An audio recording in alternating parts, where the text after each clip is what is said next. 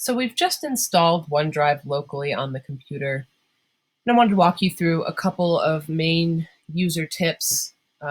First of all, on a Mac, you can click on the clouds up here and kind of get an update on what's going on. There is the OneDrive is updating files notice, which we can see this symbol is blown up a little bit from this. We can click on the file folder to open OneDrive. Let's just do that.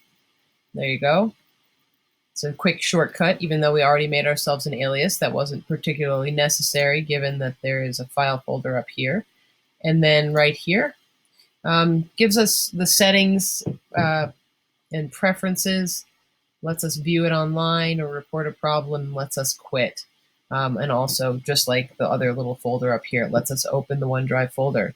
So it's also in the gray area where we can't touch anything. It's giving us a little information. So it's telling us how much out of the allowed gigabytes available have been used. So apparently 1.6 gigs out of 1,024 gigs, which would be the limit in this case, are being used. So that's a very small percentage, of course. And what I was saying earlier, that since I have a 2 terabyte drive, I'm basically subtracting 1.6 gigabytes from what I have on my computer available, the available space on my computer currently, which was around 1,400 gigabytes. So I'm removing from 1,400 1.6. So that's not a great deal of stuff. And that was my argument for copying everything in your OneDrive folder. So unless you do a ton of movies or have a huge collection of photographs that you want to sync, normally documents and files of that nature don't take up a lot of space. In other words, their file sizes are small.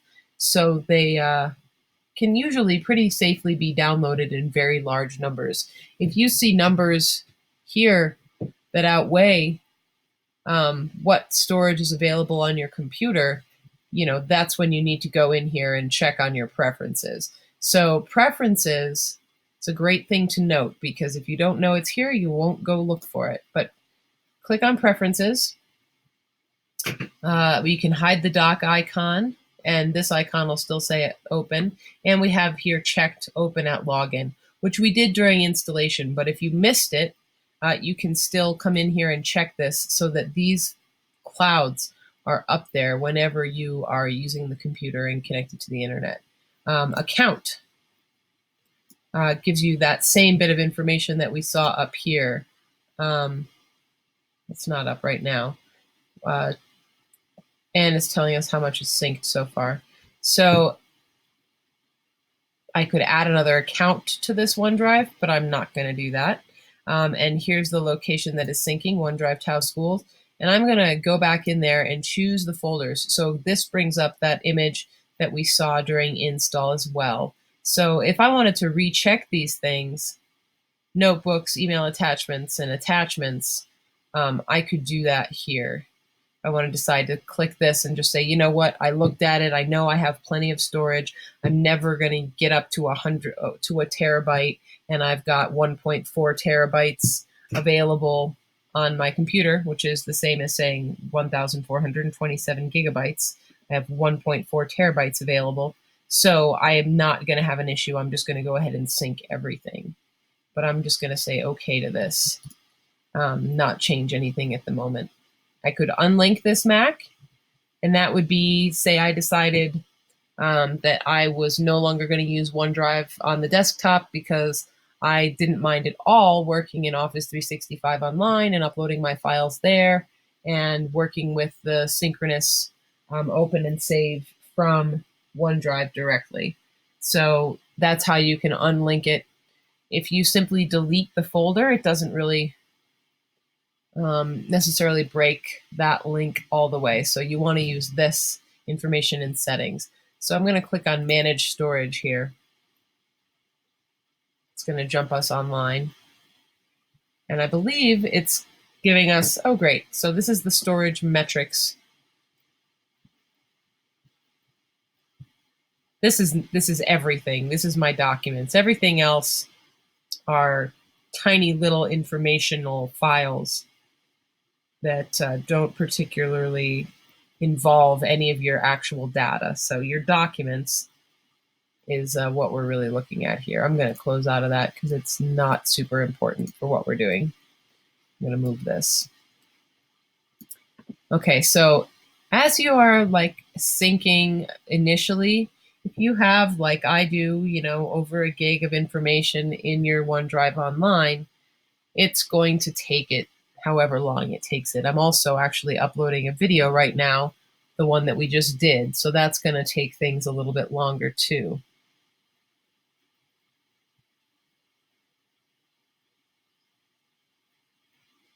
It's fascinating. So with one file syncing, which is actually going to be the bulk of what's been put in my OneDrive folder, 344 megabytes out of the 1.5 gigabytes is now being loaded. And that's basically the 344 megabytes is less than half of a gigabyte, or excuse me, half of a gigabyte. So that accounts for everything else. Okay. That was the basics. The other thing that I wanted to show you real quick, I'm going to go ahead, well, I'll click about just so you can see this is where the version is, a little bit of your third party in terms of use, and the version and a warning, but that's nothing you'll ever need to see. So really, these guys are helpful, and this, where you choose your folders or stop the sync, is helpful. I'm going to go ahead and stop the sync.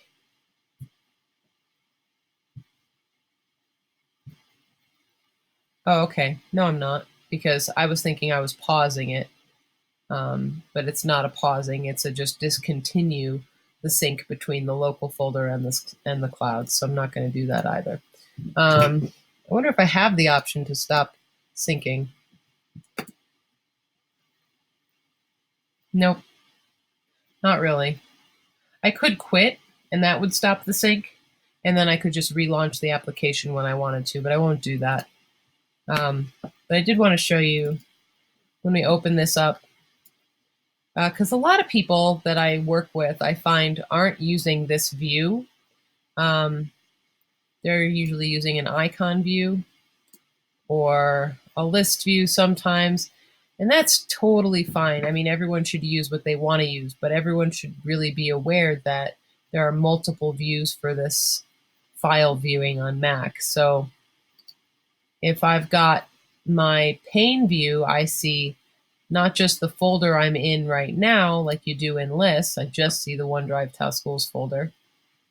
But if I'm in this one, I see this folder, and I see the folder that contains it and the level of other folders around the folder that contains it, and I see further back than that. So this really helps me understand where things are stored on my computer and helps me not get so lost. I can't, generally speaking, I can't do anything for myself in icon view, but generally when I work with people, they work in icon view. So just be aware that you can change that. I'm going to go ahead and close that, and I'm going to say goodbye for now.